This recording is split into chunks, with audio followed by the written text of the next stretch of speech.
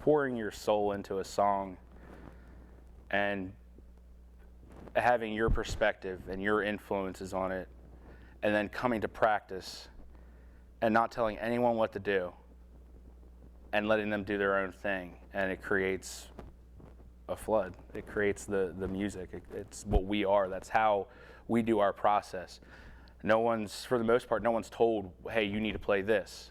Hey, you need to play that. Do this, do that. It just falls into place.